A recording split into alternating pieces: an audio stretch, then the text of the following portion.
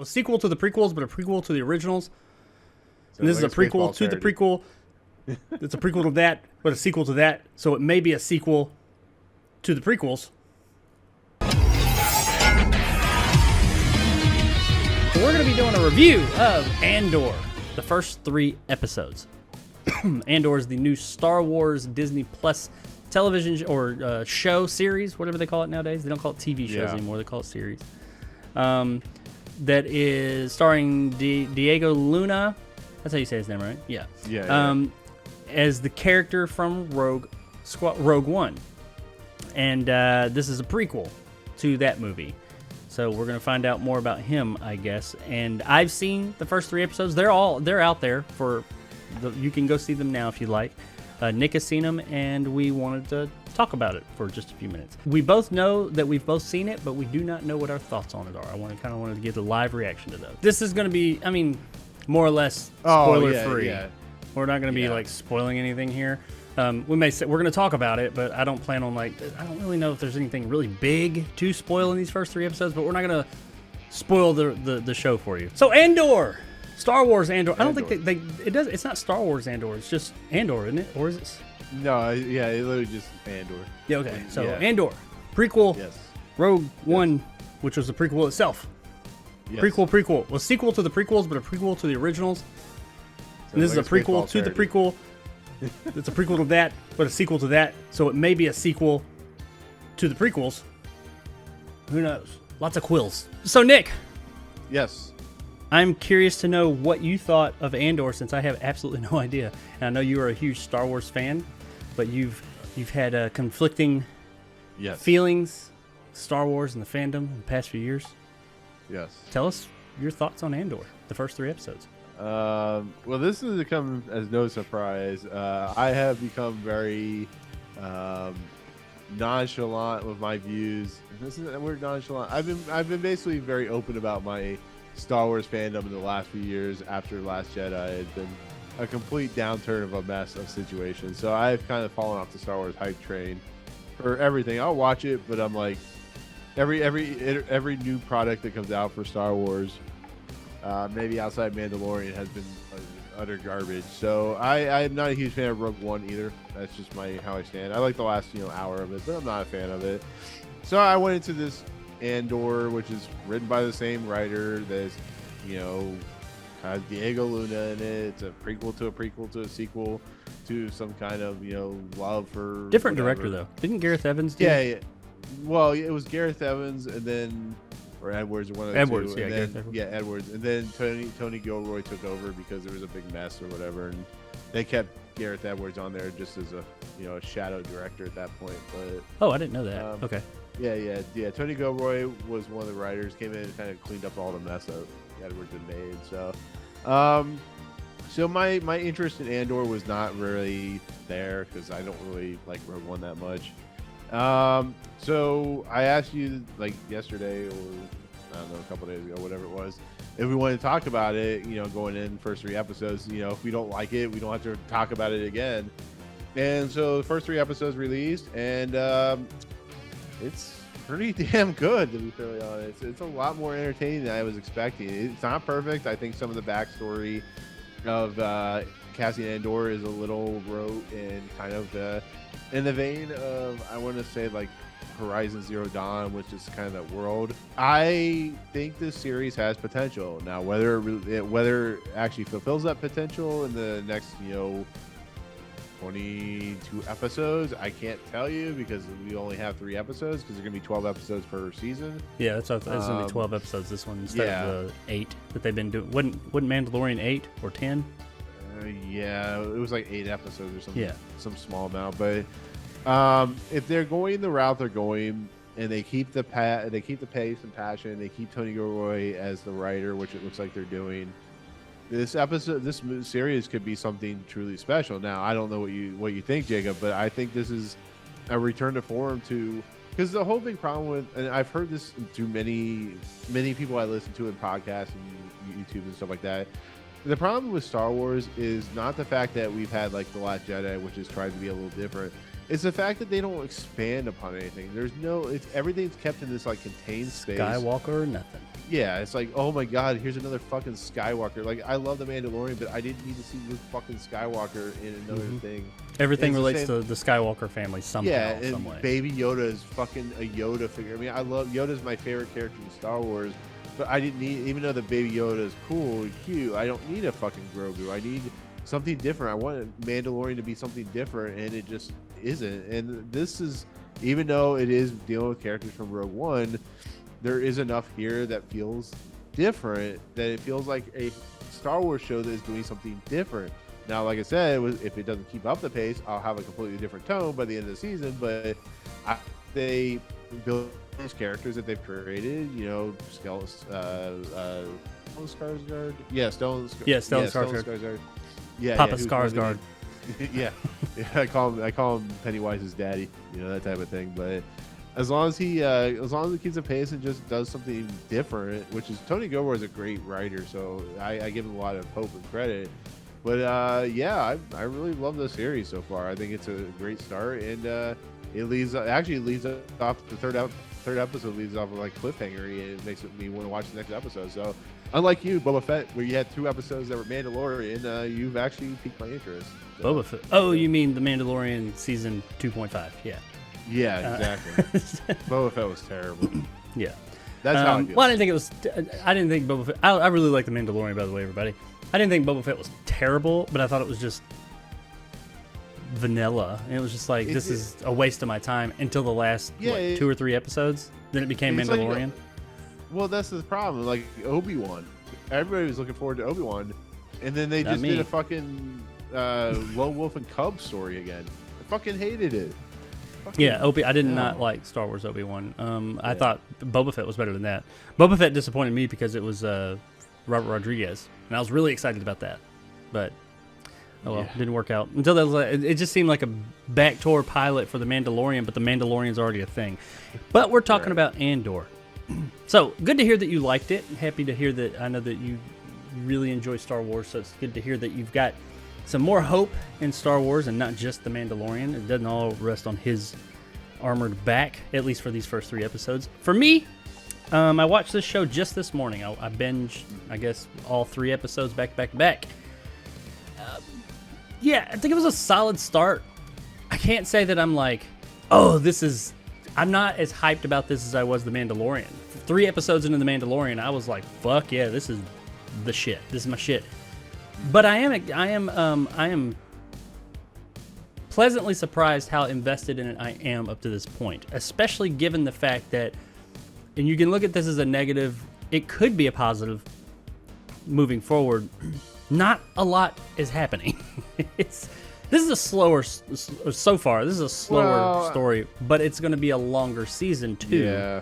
So I think it's affording us an opportunity to get a lot more, well, at least an opportunity, I say, to have a lot more character development with the characters. So it is spending a lot more time with these characters. Things are happening. Yes. Right. There is a story arc over these 3 episodes, and there is some exciting things, some cool things, but this is not the Star Wars, this is not the Mandalorian, where you're having shootouts all the time and action scenes and all that. This is much more about characters, developing characters. What was that? Rogue One was like that, where it was. I don't know why this is hitting me better than Rogue One did, but Rogue One felt slow and plotting, and this doesn't. But it's doing the same thing. It's like, is developing these characters, having them give a little bit backstory. And I thank God they gave them 12 episodes, because can you imagine all this shit taking place in one fucking episode, having only like 6 episodes like the Marvel Cinematic Universe does? It'd be a nightmare. I liked the pace of the show. It is different. It is not the Star Wars as far as like pace. Quite honestly, this is almost like it's not a Star Wars show. Besides a few references to things, Star Wars universe-wise, it's not. This could be titled something totally different. Take Star Wars out of it, and it could. They didn't really have to change anything. Maybe a name or 2 here or there. That's about it. We don't have like a bunch of like cameos. There's no names dropped. There's none of that. This is, besides, Andor himself, of course. There's no, not that I picked up on. There wasn't anything linking this directly. I mean, they mentioned the Empire, of course, and the rebellion, but it doesn't talk about like it's not deeply. It's like they are in this world that the Empire exists, not they're dealing with the Empire like all the other Star Wars have, or the Rebellion. We know he's going to get involved with the Rebellion, of course. Yeah. But it, as of right now, these first 3 episodes, it's just about this guy living on this backwater planet, this corporate planet, and there's an influence of the Empire there, but it's not like the Empire we've seen in the past. This is more like the corporate side of the Empire. And he's just, he's looking for his sister, if we're to believe what he says there in the beginning. And I don't know what happened to his sister. We don't know that as of yet. I didn't hear it. But he is looking for his sister. And we learn about his backstory and where he came from and why, he is the way he is. What I liked, one of the things about Cassius, right? That's his name, Cassius? Andor? Cassian Andor, yeah. He, in Rogue One, they really quick, in the beginning of Rogue One, they established that he is I don't give a fuck kind of, I'm going to do what I got to do to make this shit happen kind of character. I don't give a shit. He shot the guy in the back, this is in the movie, Rogue One, who it was on his side because it needed to happen to get the job done. Didn't flinch about it, just made it happen. And that was one of the things that made his character compelling in that movie, I thought. In this one, it's a different situation, but they quickly show you that he gives no shits here either. And that he is kind of a bit more edgy, not edgy in the bad way, but more hardcore than some of the more stoic Star Wars characters we've had in the past. Even like the Mandalorian and Boba Fett. Boba Fett was a fucking villain, but the show kind of made him out to be like a hero, good guy. This one, he's more great. There's things about this character I don't like. You're not going to like. Really? I like that they're in the show. I like as far as a character, but as far as a human being, there's things I'm like, I don't like you, but I like the fact that the character is that way because it makes him more layered and compelling and flawed. Well, that's what it, like, you remember in Rogue One, like, when we were introduced to Cassian Andor, he literally killed someone. He approached the guy, that's what I was talking about. He shot the guy in the back that's on his side in the movie. Yeah, it's like, I think what's so great about what they're doing is they're allowing us to have an anti-hero as our main character, and it's also thanks to Diego Luna, who's actually a really good actor. But the fact that he is willing to do things that no Star Wars character will do, I mean, think about it. He does do some things in this series so far that are terrible, terrible things to do as a person. Yeah, he's not a good person. Yeah, I mean, I think there's good in him. Try to be. There's good in him, but he is very much that. He's more real. He seems like a more real character than Star Wars has given us in the past. That's nothing against the characters in the Skywalker films. They're different. That's a different level. I still love those characters, the Han Solos and all that.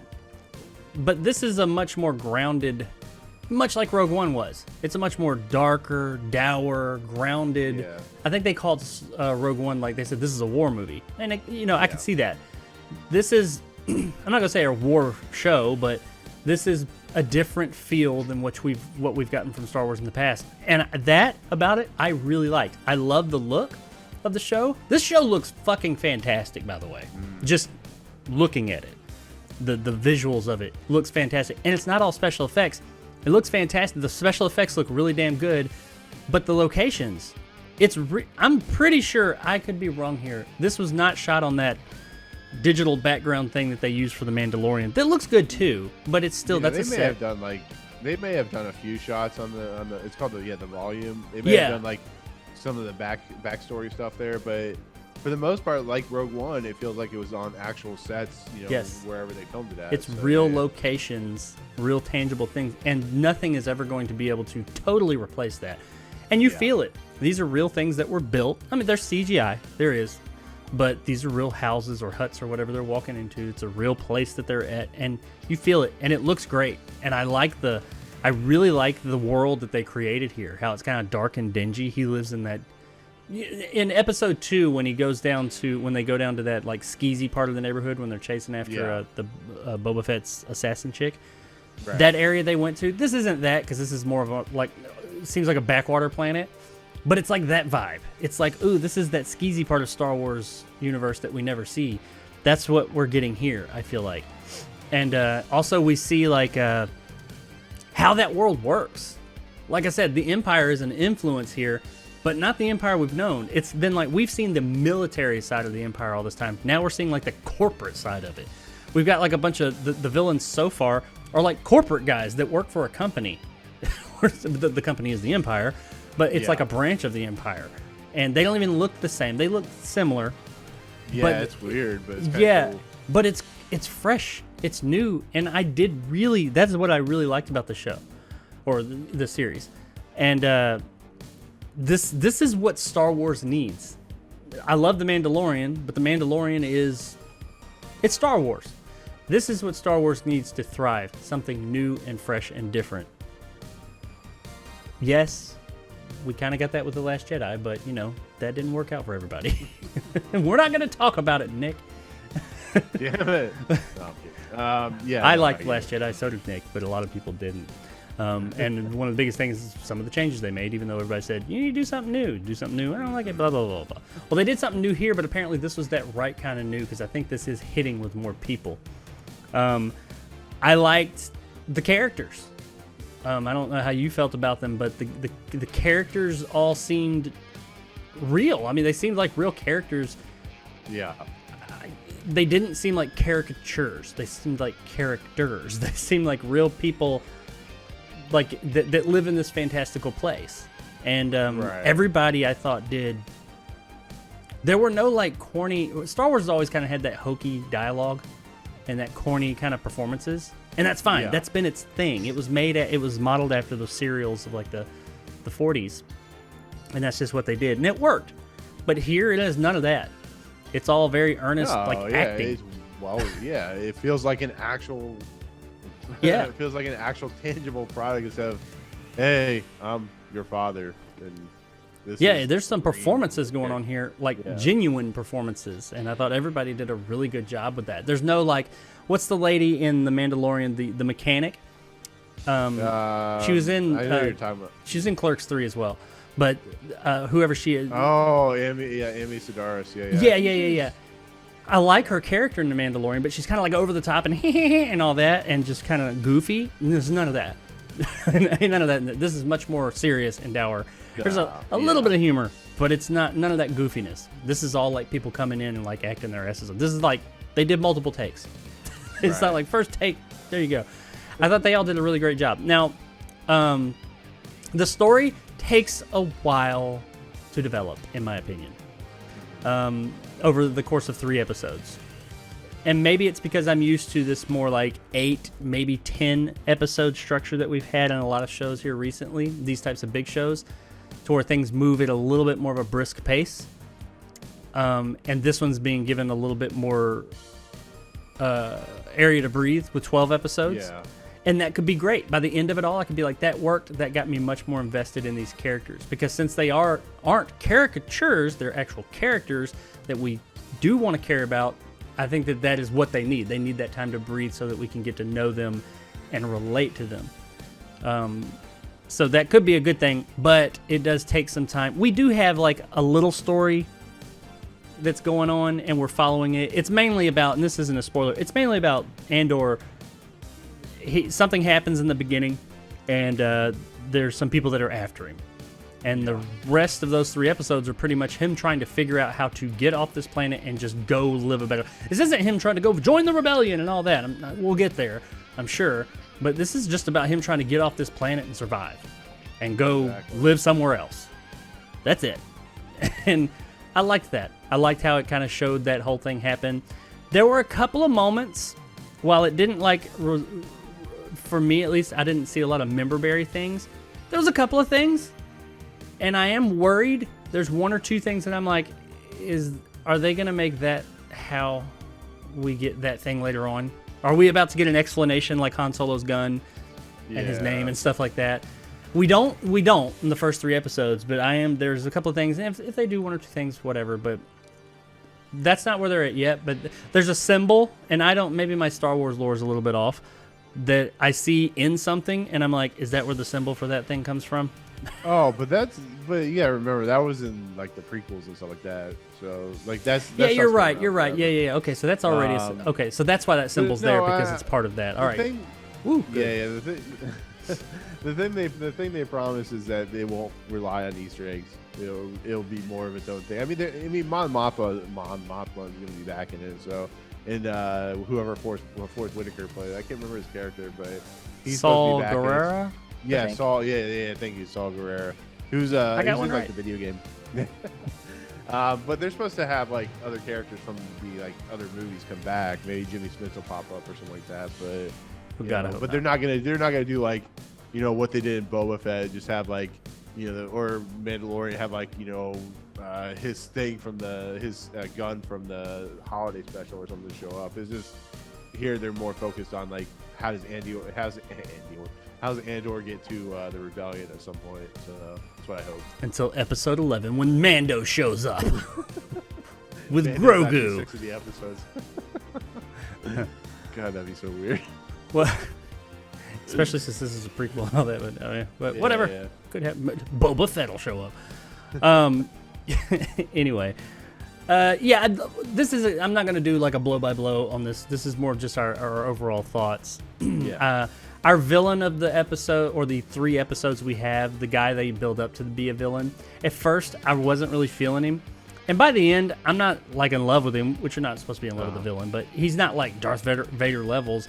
But he, like all the other characters in the show, I feel like they are building him up. They are slowly giving us this stuff.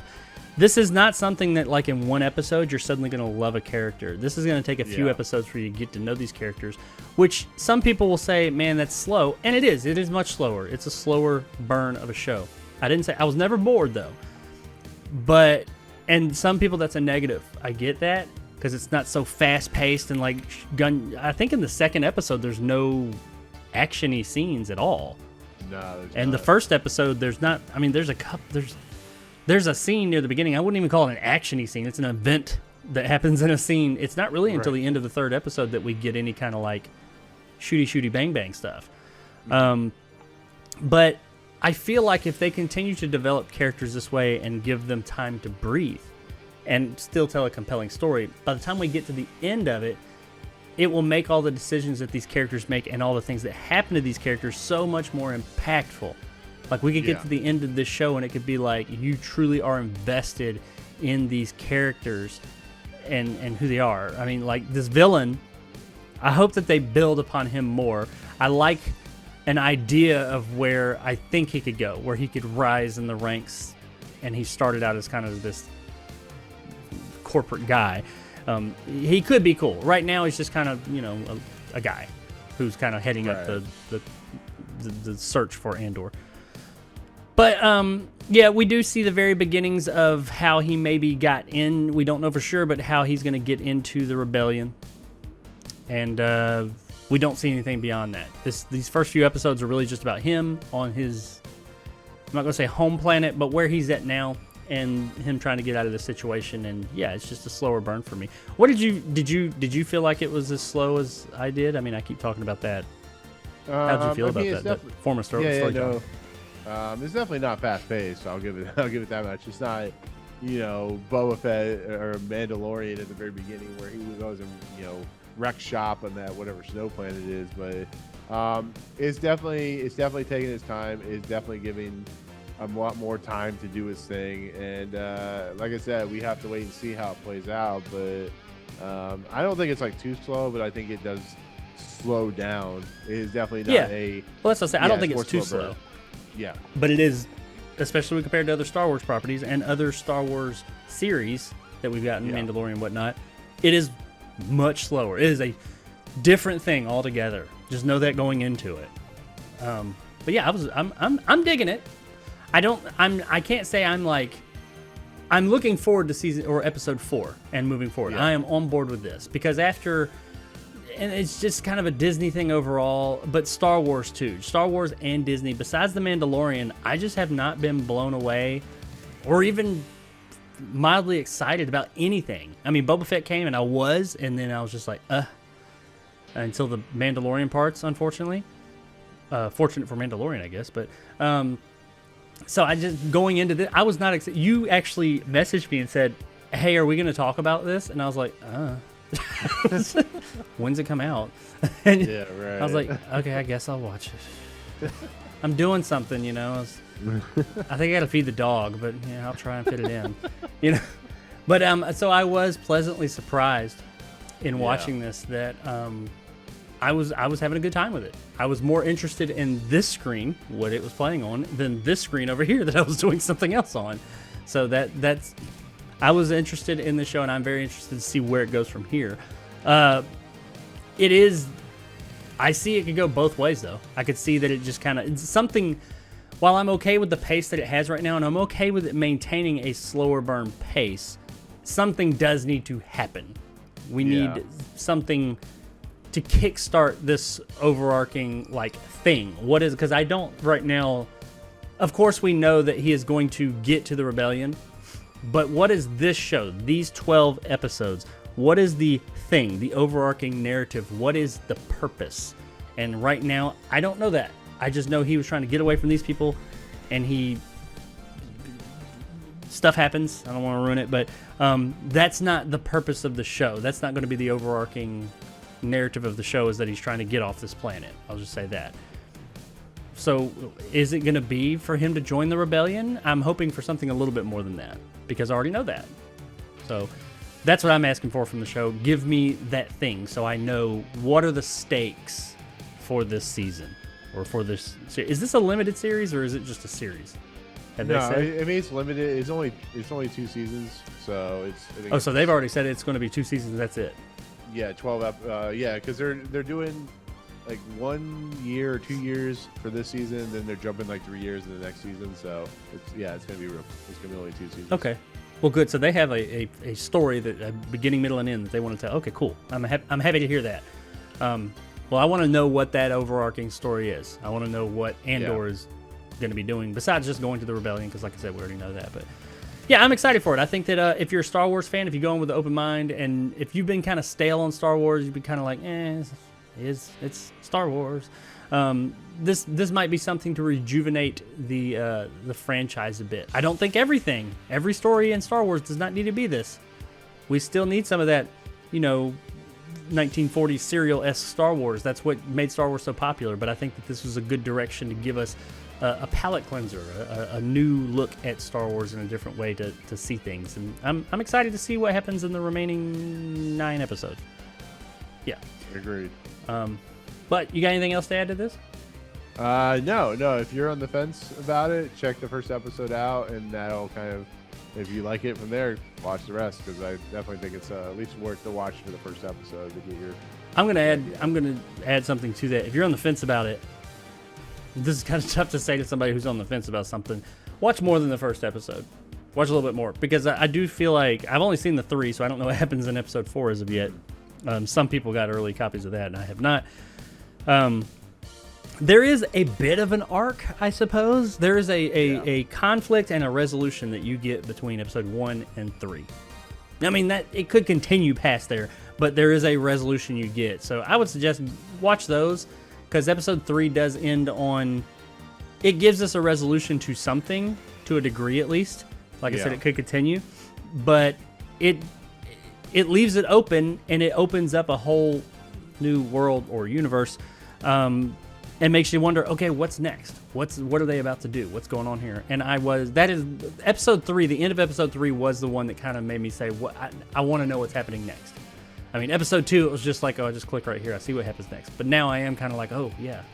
I don't know if I'd left off with episode 2, I'd still watch episode 3, but I don't know if I'd be sitting here like, what's going to happen? I want to see what's going to happen. I would have just been like, find out next week. But with this one, with the way they ended episode 3, I am much more interested. I kind of get why they released 3 episodes and not just the 2. Yeah. So, but yeah, Andor, the Star Wars story, or whatever they're calling it. No, it's worth it. Check it out. I think, or at least up to episode 3, it's worth it. Could all go to shit after that. I don't know. But let us know in the comments below what you think, if you've seen Andor, and what you think of it. And if you haven't, if you're looking forward to it, and what your thoughts are on what we've gotten so far.